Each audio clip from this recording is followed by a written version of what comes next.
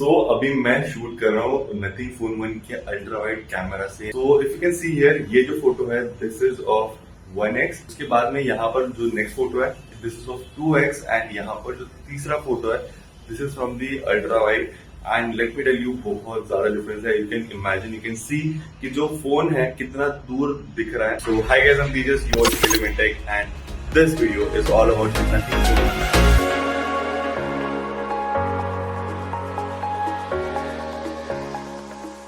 सो 30 जुलाई को मैंने अपलोड किया था नथिंग फोन 1 का रिव्यू वीडियो, जो मैंने अनबॉक्सिंग के बाद बनाया था। एंड आज है 8 अक्टूबर, तो ऑलमोस्ट पूरे 2 महीने के बाद वीडियो बन रही है। तो अगर आप नथिंग फोन 1 में इन्वेस्ट करने का सोच रहे हो तो आज की वीडियो में नथिंग फोन 1 के बारे में 5 ऐसी मस्ट नो चीजें बताऊंगा, जो अगर आप कंसिडर कर रहे हो नथिंग फोन 1 खरीदना तो आपको पता होनी चाहिए। वेल, नॉट नेसेसरी ये सारे कौन सी हैं, कुछ ऐसे भी है जो इसके प्लस पॉइंट्स है। एंड दूसरी चीज, just because I am highlighting it does not mean वो उतना बड़ा इशू है। इट्स जस्ट समथिंग जो आपको ध्यान में रखना चाहिए। And if someone is watching from nothing, तो इस चीज का जरूर ध्यान देना। वेल, हाइप की वजह से बहुत बार ऐसा होता है कि नॉर्मल फोन की कुछ कमियां होती है, उनको भी हम इग्नोर कर देते हैं। बट एज अ रिव्यूअर ये मेरी ड्यूटी है कि इस हाइप को थोड़ा साइड में रख के मैं एग्जैक्टली वो चीज बताऊं जो आपको जाननी चाहिए। So number 1, glyph interface. Nothing phone 1 के पीछे जो लाइट्स लगी हुई है वो बहुत ज्यादा अट्रैक्टिंग है, बट उसी टाइम पर जो फ्लिप टू ग्लिफ फीचर है वो बहुत ज्यादा डिस्ट्रैक्टिंग है। और ये सेम चीज मैंने अपने रिव्यू वीडियो में भी बोली थी।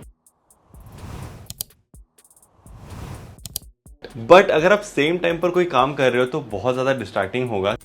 जैसे आप फोन को उल्टा रखते हो, लाइट्स 2 बार ब्लिंक करती है, विच इंडिकेट्स कि flip to glyph feature on हो चुका है। बट इंटरेस्टिंग बात यह है कि flip to glyph feature on होने के लिए आपको फ्लैट सरफेस पर रखना जरूरी नहीं है। अगर आप नॉर्मली फोन को ऐसे उल्टा पैरेलल पकड़ो and if you just get the angle right, flip to glyph feature जो है वो ऑन हो जाता है। Well, this is still a flaunting feature जिसको दिखाने में बहुत ज्यादा मजा आता है। आई मीन कभी कभार तो पब्लिक प्लेस में जानबूझ के इसको उल्टा रखता हूँ ताकि लोग इसको नोटिस करें एंड मे भी थोड़ा सा जले मुझसे। बट जैसे आप इस फोन को अपसाइड डाउन नीचे रख देते हो, फ्लिप टू ग्लिफ ऑन तो हो जाता है, बट उसके बाद में 2 चीजें होती है। पहला, अगर फ्लिप टू ग्लिफ ऑन है एंड उसके बाद में कॉल आता है तो सिर्फ लाइट ऑन होकर हमें पता तो चल जाता है कि कॉल आया है। फोन को उठाते ही रिंगटोन जो है वो प्ले होना स्टार्ट हो जाती है एंड ये चीज बहुत ही ज्यादा नोटिसेबल है। आई मीन आप साइलेंट पर क्यों रखोगे? अगर कोई ऐसी सिचुएशन में हो जहां पर आवाज नहीं आनी चाहिए, जहां पर आपको सिर्फ विदाउट रिंगटोन पता चल जाना चाहिए कि नोटिफिकेशन आया है, कॉल आया है, वैसे ही अगर रिंगटोन बज जाए तो it's a very alarming thing. And दूसरी बात, अगर आप flip to glyph feature on करने के लिए फोन को सरफेस पर रख देते हो एंड इमीडिएटली लाइट ब्लिंक होने के बाद उसको बस उठा के रख दिया, तो ये करने के बाद फोन जो है वो साइलेंट से हट जाता है। एंड इवन तो अपने फोन को अपसाइड डाउन रखा हुआ है, कॉल या मैसेज आने के बाद रिंगटोन बजेगा या फिर मैसेज का टोन बजेगा and then it beats the whole point. Well, बात करते हैं नंबर 2,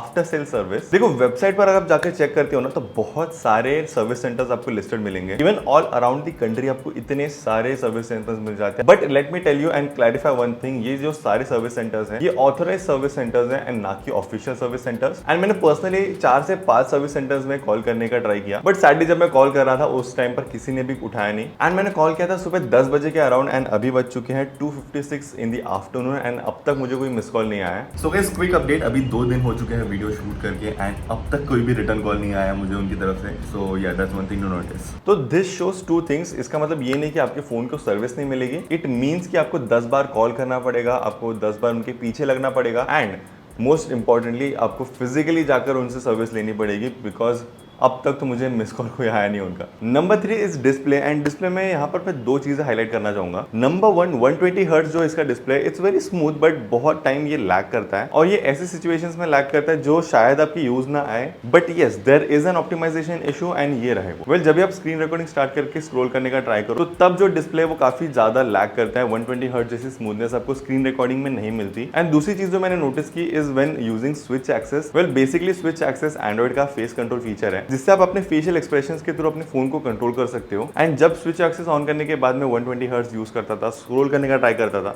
तो बहुत ज्यादा डिफरेंस आता था। तो अभी डायरेक्टली क्वेश्चन ये आता है कि शायद सीपीयू पर लोड आने के बाद ये इशू आ रहा होगा। वेल, इसको टेस्ट आउट करने के लिए मैंने सीपीयू थ्रॉटलिंग टेस्ट स्टार्ट किया एंड उसके बाद में मैंने स्क्रॉल करने का ट्राई किया एंड वो टाइम पर 120 हर्ट्ज वाज द स्मूथेस्ट। कोई ऐसा लैग या फिर ऐसे कोई दिक्कत मैंने फेस नहीं की 120 हर्ट्ज में। इवन मैंने 15 मिनट्स तक पूरा थ्रॉटल टेस्ट कंटिन्यूसली चालू रखने दिया एंड टेस्ट एंड करने के बाद मैंने स्क्रॉलिंग करने का ट्राई किया and even then 120 hertz was perfect. तो this is definitely an optimisation issue. So if you are someone watching from OnePlus, इस चीज का ध्यान जरूर देना। Well, number 4 is the camera and अगर आप 4K में शूट करते हो then stabilization takes a hit. तो full HD footage and 4K footage को अगर आप साइड बाय साइड कंपेयर करोगे तो 4K में आपको थोड़ा बहुत ज्यादा जिटर मिलेगा। वेल ये इतना ज्यादा नहीं है बट डेफिनेटली नोटिसेबल है। बट अगर आप सोच रहे हो कि ये एक इशू है देन इट्स नॉट, बिकॉज यहाँ पर सवाल आता है फ्रेम रेट का। बिकॉज 4K जो है वो 30 FPS तक ही कैप्ड है एंड जो फुल एचडी फुटेज है वो आप 60 FPS तक शूट कर सकते हो। सो ये जो जिटर मैं बता रहा था it's because of the frame rate and not because of the camera capability. And number 5 is the charger. Because box में आपको कोई चार्जर नहीं मिलता बट वेबसाइट पर मेंशन है कि 33 वॉट का चार्जर सपोर्ट करता है ये। But if that's the case then Flipkart पर ऑफिशियल नथिंग का चार्जर 45 वॉट्स का आता है and there is a very big question why. अब बहुत लोग ये सोचते हैं कि अगर 45 वॉट का ऑफिशियल चार्जर है तो लोगों के दिमाग में ये सवाल आता है कि 45 वॉट का चार्जर फोन को खराब तो नहीं कर देगा। वेल ऑनेस्टली बता तो जब से मैंने फोन खरीदा है मैंने नथिंग फोन 1 को अपने 65 वॉट के मैकबुक चार्जर से चार्ज किया है एंड ऑनेस्टली बता तो मैंने तो ऐसे कुछ नोटिस नहीं किया है कि बैटरी यूजेज में ड्रॉप हुआ है या फिर बैटरी ज़्यादा जल्दी ड्रेन हो रहा है। एंड एकदम ऑनेस्टली बताओ तो ये पता करने का तरीका भी नहीं है because this is not an iPhone. But अभी सवाल आता है कि नथिंग ने ऐसा क्यों किया, 45 वॉट का चार्जर ऑफिशियली लॉन्च किया एंड देन 33 वॉट सिर्फ दिया है फोन में। वेल इसका सिंपल एक्सप्लेनेशन ये हो सकता है कि फ्यूचर में जो प्रोडक्ट्स आएंगे वो शायद सेम 45 वॉट से चार्ज होंगे एंड सिंस नथिंग ने अपने फर्स्ट फोन के साथ ही चार्जर देना बंद कर दिया दैट कैन सिग्निफाई कि सिर्फ एक ही चार्जर से सारे डिवाइसेस चार्ज होने वाले हैं इनके। So to answer the question 45 watt का जो फ्लिपकार्ट पर चार्जर है it is authentic, you can buy it and since it's an official charger as such कुछ इशू नहीं होगा। आपका डिवाइस जो है वो 33 वॉट की कैपेबिलिटी से ही चार्ज होगा, ओवर चार्ज नहीं होगा। सो गाइस ये थे 5 चीजें जो नथिंग फोन 1 के बारे में मैंने नोटिस की है एंड जो आप लोगों को खरीदने से पहले पता होने चाहिए। तो अगर आपको वीडियो पसंद आती है तो लाइक कर दो and let me know in the comments अगर आपको ऐसा फुल लॉन्ग टर्म रिव्यूज देखना है इस फोन का या नहीं। तो कमेंट्स में मुझे येस करके बताना। इफ 100 येस आते हैं कमेंट्स में then definitely I will make sure to make a full dedicated review of this phone. And anyways for any reason आपको वीडियो पसंद आती है तो सब्सक्राइब कर दो चैनल को, टर्न ऑन द नोटिफिकेशन क्योंकि तभी आपको पता चलेगा मैं कब वीडियो डाल रहा हूँ। And thank you so much for watching this video. It's me signing off, you are watching Element Tech and I'll catch you in the next one.